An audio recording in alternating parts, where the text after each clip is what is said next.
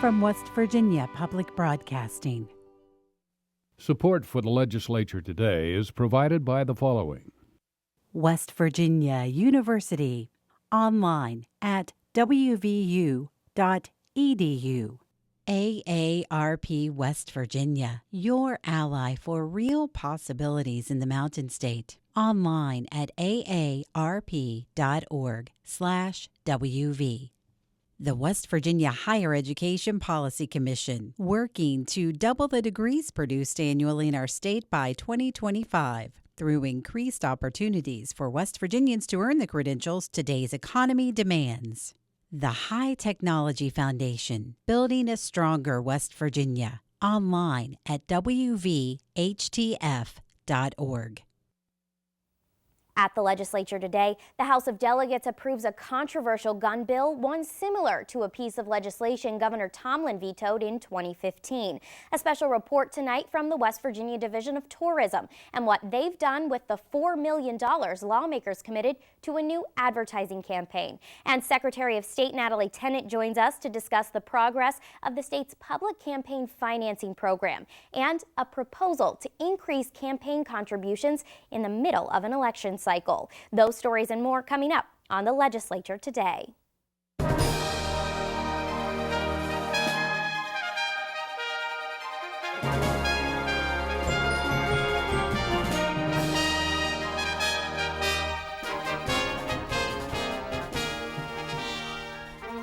Good evening, I'm Ashton Mara. Members of the House once again held a marathon floor session debating a bill supporters say protects the constitutional rights of their constituents. The bill would allow West Virginians of a certain age to carry a concealed weapon without a permit. Many Democrats expressed safety concerns over the measure and attempted to amend the bill on its third reading. Liz McCormick has a recap of that floor session, including the final vote. House Bill 4145 was up for passage today, but with 12 pending amendments. But first, what does this bill do? It allows West Virginians between 18 and 21 to be eligible for a concealed carry permit. After 21, that person would not need a permit to carry a concealed handgun or other deadly weapon. One of the 12 amendments suggested came from House Judiciary Chairman John Schott of Mercer County. His amendment would give a tax credit of up to $100 to anyone in the state who still goes through the permitting process. That amendment was approved. The remaining 11 amendments were debated for roughly 2 hours. One of them related to keeping training requirements before concealing a deadly weapon. Another suggested that only residents of West Virginia could carry a concealed weapon without a permit. And another suggested those who carry a handgun or deadly weapon pay insurance for those weapons. All of the amendments failed, except for one that would exempt probation officers from the list of those who could carry guns onto school grounds. After amendments, members of both sides debated the bill. But I appeal to your sense of logic. If I am in a crowded setting and after this bill passes, I have to assume that everybody in that setting has a gun. Now, people will say you probably should do that anyway. But this country wasn't based on fear of one another, on this irrational lunatic assumption that everybody's out to kill everybody else. But after this bill passes in West Virginia, I have to assume that that guy that sticks his hand in his pocket when we're arguing the debate is going to pull a gun and shoot me, and I'm going to beat him to it. Dodge City style. We cannot assume that the public is in such fear of its life that it has to be given the opportunity to end someone else's. Because when we do that, we're accelerating the destruction of this society as we know it. When in the world, in this 60-day session, do we get to the point where we actually enact some laws that the public wants? So what are you going to do? Go back and say to your coach, okay, you got your hat, got your whistle, got your gun? Let's go officiate this game. What are you going to do? Grab the picnic basket, honey. Grab your gun.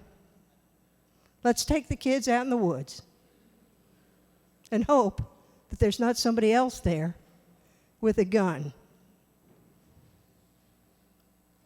I think this goes too far. I think we need to protect our public square.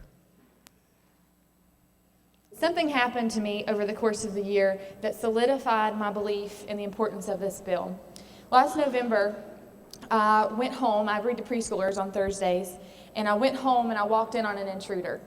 And it was genuinely one of the most terrifying situations that I have ever found myself in. And for a solid 6 seconds, I questioned what I needed to do. Should I go outside? Do I call the police? What do I do? And I realized that I'm not going to let some man scare me out of my home. And I immediately grabbed my gun. And as soon as I grabbed my gun, I felt confident. I knew that I was able to protect myself in that situation. That if that man attacked me, I could stop him by putting a bullet in his chest cavity. I knew that I was on equal footing with this man. It's no secret that women are physically weaker than men, and just like my friend from the 51st said, this gives us the ability, this is a great equalizer for women. Who would this bill affect? Well, first and foremost, me. I'm the only person standing in this chamber in the 18 to 21-year-old age period. I can currently not get a permit to carry. And I'll tell you right now, I am scared. I've received multiple death threats in the past year. I am scared. I've always been scared. I'm not going to stop what I do on the daily basis. I'm not going to stop going to the mall. I'm not going to stop going to the movies. And I'm not going to stop going to church because of it. But I would feel safer as a law-abiding citizen if I knew that I was able to protect myself. House Bill 4145 passed 68 to 31 and now goes to the Senate for its consideration. For the Legislature Today, I'm Liz McCormick in the House. Members of the Republican majority in the Senate are continuing their focus on social issues. Tomorrow, members of the chamber will vote on a bill to drug test some West Virginians who receive public assistance. Will be received. Senate Bill 6 creates a 3-year pilot program to drug test recipients of TANF benefits. TANF stands for Temporary Assistance for Needy Families and is designed to provide temporary relief for working families who struggle to make ends meet. Senator Ryan Ferns is the lead sponsor of the bill. He says it requires employees of the West Virginia Department of Health and Human Resources prove reasonable suspicion before drug testing a TANF recipient. So they do that through 2 ways. One is if the person has been convicted of a drug-related offense in the last 5 years, and the other is through a screening process which they already have in place. And if the person, if in that screening process there's indications that they may be using drugs, then they would qualify to be drug tested. Fern says the program would operate on a 3-strike system. After 1 failed drug test, a recipient would not lose their benefits, but would be required to enter into rehabilitative and workforce training programs. After a 2nd failed test, the person would lose their benefits for either 12 months or until they complete one of those training or rehabilitation programs. After a 3rd failed test, the West Virginian would lose eligibility for TANF benefits for life. Benefits, however, will not be taken from dependent children in the home. Fern says the bill requires the DHHR find another qualified adult in their lives to take over distribution of child benefits, something he says the state already does in other cases.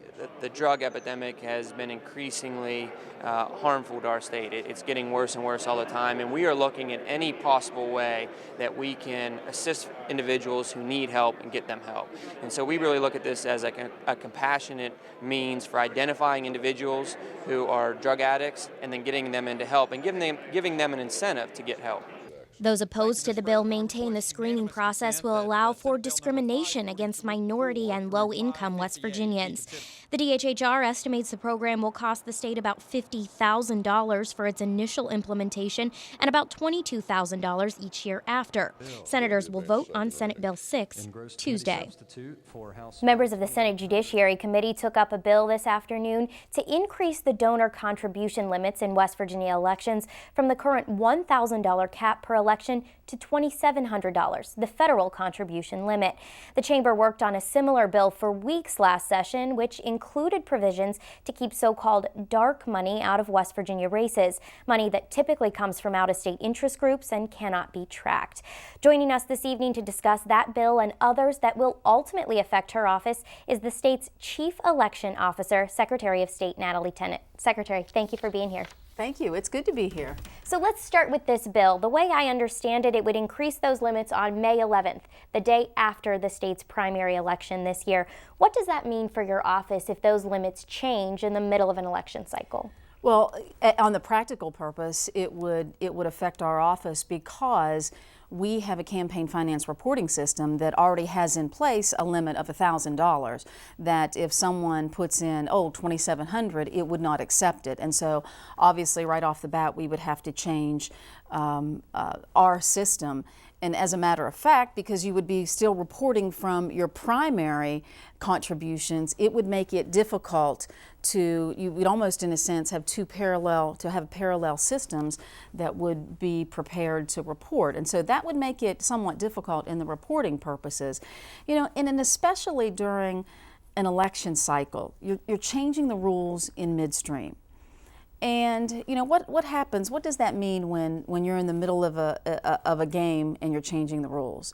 That, you know, are you playing fairly, or is this the proper approach to go about this? And so, you know, I understand where folks are coming from in wanting to make it equal to the federal limit, but I'm not sure that you should do it in midstream. And quite frankly, for me personally, I think there's already too much money in campaigns. Well, you followed this bill closely, a similar version of this bill closely last year.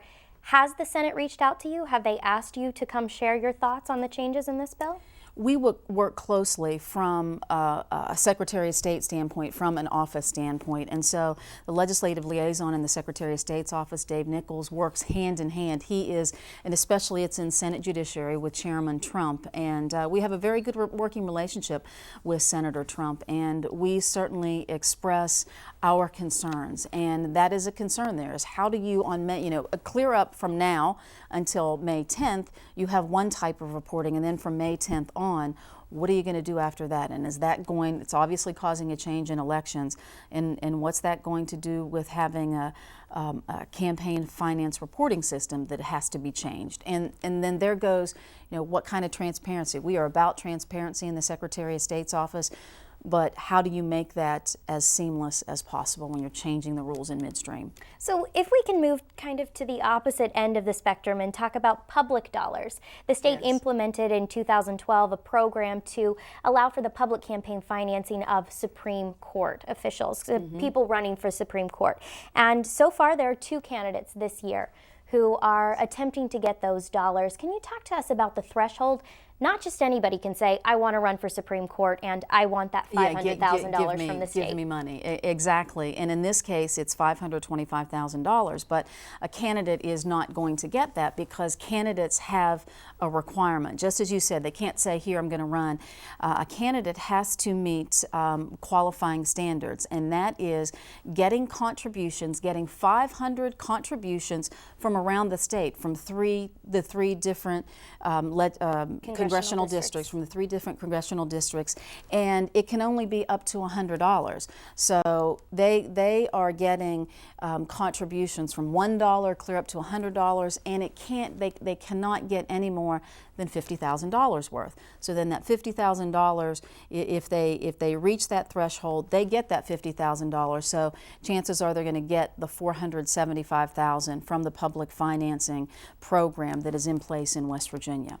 So your office in the past week, your office is part of the State Election Commission. We should say that first. Correct. And over the past week, the State Election Commission has been dealing with challenges to these contributions. Can you tell us about what you all have been doing? Sure. The State Election Commission is made up of 2 Republicans and 2 Democrats, and then the Secretary of State, whichever party he or she is a member of. And so as that, the Secretary of State is a member. And the SEC, State Election Commission, oversees the public financing program for our Supreme Court justices. And as you all have reported, we have 2 candidates, Brent Benjamin and Bill Wooten, who have enacted or collected these contributions that they have to meet. Well, another candidate, Beth Walker, is challenging and has challenged the contributions or the submissions of these candidates. And so we met for 3 days in a row, and the first day she challenged Brent Benjamin's 155 submissions, and we accepted 135, or I guess we should say we denied her challenge on 135, so they had 135. Then the next day, she challenged 365 of his submissions. So essentially, she challenged all of his submissions. And on the second day, we denied that challenge and approved all 365. So then the certification period takes place. That was on our third day of meetings. We have certified the submissions of Bill Wooten, and we'll be meeting on Wednesday, February 10th, to evaluate again Brent Benjamin's. So, Secretary, I'd like to ask you quickly to touch on something that is good about your office, something that you all... Everything is good about our office. Well, that's true, but not the controversy, on something that you all have accomplished in the past year, and that's the online voter registration. Yes. Can you tell us about that program and what you guys are doing? Obviously, 2016 is a very big year, especially in elections. And yes, we have had many accomplishments in the Secretary of State's office, but online voter registration is exactly that. It makes it easier for people to get registered. If you have a driver's license or a state ID number, you can go on our website, input that number, your last 4 digits of your Social Security number, and get registered to vote. And we're finding in the first 4 months of this, we have more than 5,600 people who've engaged in it. Much of it is those who want to change their name, need to change their address or party affiliation, and then about 40% of those numbers are folks who are getting new voter registration. So that is just one of the many initiatives and technology that we have from the Secretary of State's office that makes doing business, that makes getting registered to vote and really being an active citizen in the state that we have in our office. Secretary of State Natalie Tennant, thank you so much for being with us. I appreciate it. Thank you. Now a look at representatives from Southern West Virginia in this edition of Meet Your Lawmaker.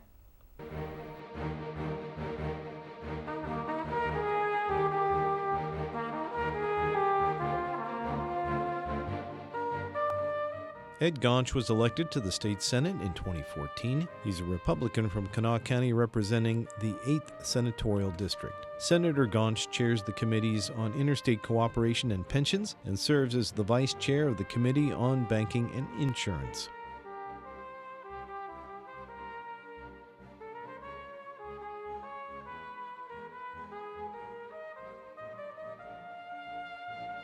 Joe Ellington is a Republican from Mercer County. He represents the state's 27th House of Delegates district. Delegate Ellington was elected in 2010. Ellington serves as the chair of the House Health Committee.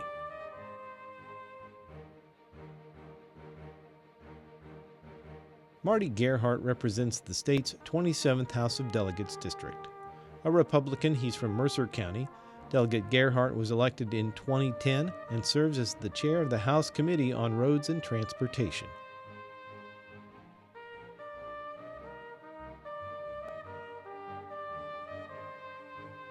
John Schott is a Republican from Mercer County. He was elected to the House in 2008, was appointed to the Senate in 2010, and won re-election to the House in 2012. Schott serves as the chairman of the House Judiciary Committee. The Courtesy Patrol is a state-run program that has trucks traveling West Virginia interstates and highways looking for distressed motorists. Last year, lawmakers moved the program from the Division of Tourism to the Department of Highways, but left its $4 million of funding behind. Rob Engel joins us to discuss what exactly the Division of Tourism has used those extra dollars for.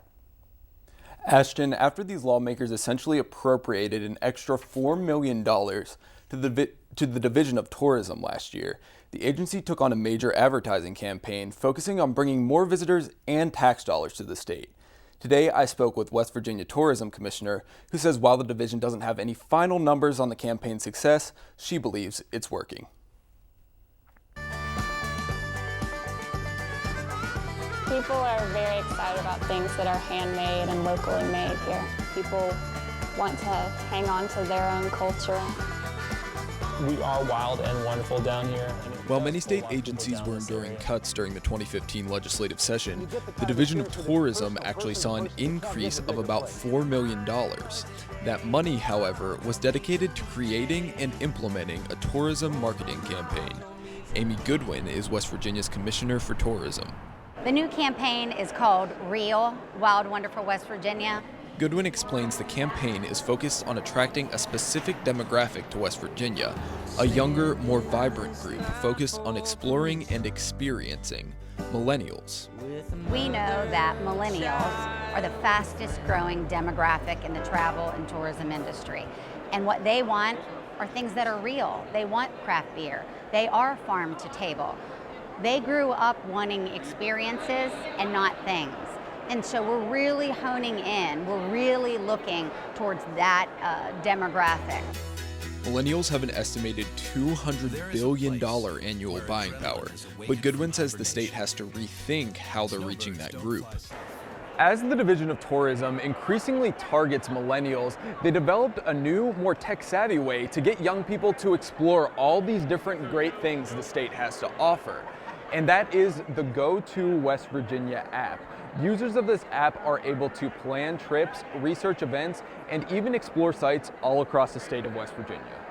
You can look at all of the wonderful things that we have in the state. You can create your own agenda of where you want to go, your favorite spots, and you can learn a little bit more right in the palm of your hand, because this is what we know. It's mobile. People are mobile, and they want that information right this second. And the Division of Tourism isn't just considering mobility in the technological sense, but also how to get people mobile, making West Virginia appealing to out-of-state tourists. Our meat and potato markets are Pittsburgh, Columbus, Charlotte, Roanoke. So think of those states that are right beside us, that we would get a traveler to come for 1 or 2 days. So our commercials have run in those areas.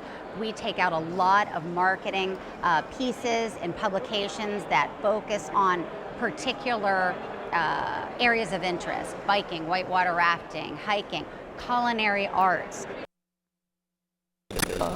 Outside the state, the bread and butter of West Virginia tourism lies in its many outdoor sporting and recreational activities. No other state can beat us on hiking, biking, backpacking, whitewater rafting, fishing, camping. And so we're really taking great opportunities right now with our marketing and advertising to show those real experiences. But on the other hand, people aren't coming to West Virginia to do one thing. So with our marketing and advertising, we're also doing a layered approach. So it's not just whitewater rafting. It's whitewater rafting and then dinner, maybe hitting up a craft beer facility, going to see a show, going to see a mountain stage. Because the Real West Virginia campaign is ongoing, there aren't yet any hard numbers on the campaign's impact. However, according to the 2014 Accountability and Image Study conducted by Longwood International, previous marketing campaigns for West Virginia tourism have a return on investment of 7 to 1. Make no mistake about it, while you look at these posters and you look at all these brochures, we look like we're the fun people in West Virginia, but we're the money people. We employ 46,000 people throughout the state of West Virginia, and we bring in $5.1 billion, with a B, billion dollars, to the state of West Virginia. So we're a serious player. The best thing that we can continue to do, not only just to invest, but make smart investments and keep up with technology and keep up with social media and keep up with promoting the great image of everything that we have here in wild, wonderful West Virginia. While Governor Tomblin has proposed yet another budget cut for state agencies, including tourism, Goodwin says she'll continue to work with lawmakers to educate them on the dollars her agency brings to the state. Those hoping to keep up with what's going on in the state can download the Go to West Virginia app for free on their Apple devices. For the Legislature Today, I'm Rob Engel. Thanks, Rob. Tomorrow on our show, State Auditor Glenn Gaynor will join us to discuss the implementation of a state computer operating system causing some trouble for public employees and possibly costing taxpayers more than expected. Auditor Glenn Gaynor discusses West Virginia Oasis tomorrow. This has been the Legislature Today. I'm Ashton Mara. Thanks for joining us.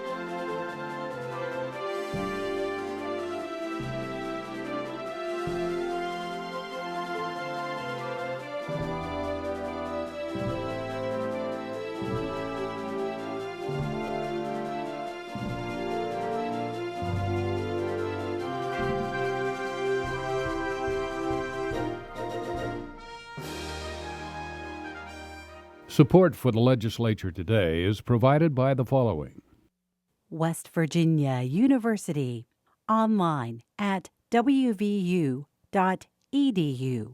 AARP West Virginia, your ally for real possibilities in the Mountain State. Online at aarp.org/WV.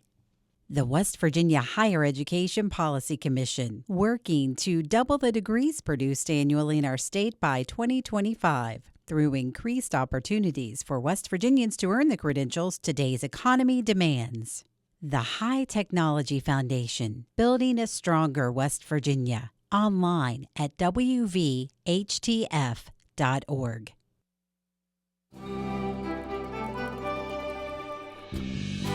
From West Virginia Public Broadcasting.